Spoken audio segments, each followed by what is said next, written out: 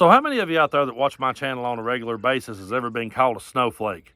How many of you have ever been told that we couldn't stand to hear another person's opinion, or that we needed a safe space, or that we're the party of cancel culture and we're coming after everybody that disagrees with us? Again, it's always projection, folks. It's always going to be. But I'm so glad that Donald Trump finally just came out and admitted that he's the biggest snowflake of them all. He just came right out and said that he's truly bothered when we say he's not popular. Take a look at this clip. You know what bothers me, though? This bothers me. I'm always watching. Joe Biden and Donald Trump are the two candidates. They are both very unpopular people. I'm not unpopular. You know? He is unpopular. He is unpopular. But I am not unpopular. With 95% in the Republican Party, and a lot of Democrats are going to vote for us because they don't want to have open borders and drugs for everybody, okay? They don't want to have it. You know, folks, I got to be honest with you. I died laughing when he said he was bothered when they say he's not popular. I'm still laughing on the inside over that. He's bothered that they say he's unpopular. His ego is so big, and he's such a snowflake that he cannot entertain the idea for 1 second that someone disagrees with him. And he's always blaming it on Biden. Everything's a big Biden hoax. But the truth of the matter is, it's not just Joe Biden that's sick of his shit. It's not just the Biden administration. We're all sick of his shit. There's Republicans out there who are sick of his shit. There's even some of his hardcore followers who are starting to walk away and going, enough is enough. And independents have told me, you know what? That guy's got nothing to offer me. He's not doing nothing to win me over. I don't see anything. I've saw that act before. But his ego is so big, he can't entertain the idea that maybe he's not popular. See, he's standing there to his built-in crowd. He's standing there to his own little customized crowd talking. Donald Trump is in his own echo chamber. He has created his own little echo chamber, and the people who are stuck in there with him are just hearing his voice come back at them, and they believe everything they hear because he's already pre-programmed them that anything that questions him, anything that speaks bad of him, anyone who says he's not popular, well, it has to be a hoax. It has to be a conspiracy. There's no way it could be true.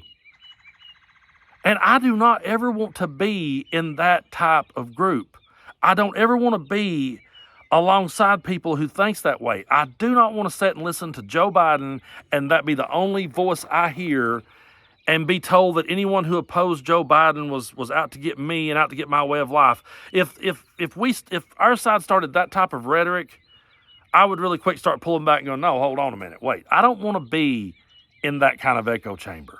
I don't want to be locked into a mentality where my ego is so big that I can't entertain the idea that I might be wrong about something. Or I can't entertain the idea that other people might not like me. Guess what? I know there's a whole lot of people out there who dislikes Tennessee Brando, and I'm fine with it. I don't care. Doesn't mean shit to me. You know, I mean, yeah, there's been some friends that was kind of disappointing. But as far as like some random dude in Georgia don't like me, I don't give a fuck. Why should I? But Donald Trump, it hurt his little feelings that somebody said he might not be popular. He's so ridiculous. And they want to talk about cancel culture. We're the side that cancels everybody. The left just wants to cancel everybody. Listen to Trump. Set through one of his entire speeches. He is out to cancel anyone who disagrees with him. He is out to throw away any vote that is cast against him. He's already saying, just go ahead and let me have it. It's over. If we just have the election today, you'd see I would win, and we could just all go home. Give it back to me. He's been crying and kicking and screaming every step of the way with this shit. It's absolutely one of the craziest times that I've ever lived through in my life. I don't know how you folks felt about this one, but I remember back in the last George Bush term, I thought, God, man, we have lived through one of the biggest idiots, and he was. I'm still not going to give him a pass. The dude was an idiot. I mean, they had a calendar. They had a calendar with 365 dumb Bushisms. And then they had a volume 2, okay? And I said to myself, okay, we'll never see nobody that stupid again. It's going to be interesting to see what the Republicans come up with, but we're not going to see nothing that stupid again. And no sooner than I got that sentence out of my mouth, John McCain picked Sarah Palin as his running mate. And then here come Michelle Bachmann, and I went, oh my God, what the hell is this? And now here we are with MAGA. Now here we are with them. Donald Trump telling over 30,000 lies. Hell, he could have a fucking 1,000 votes. They could just do one for every year for Donald Trump with his ridiculous shit. And for the first time in my life, I've went, yeah, I kind of, never thought I'd say this. I kind of miss W. This is kind of, all of a sudden I'm agreeing with Dick Cheney. What happened?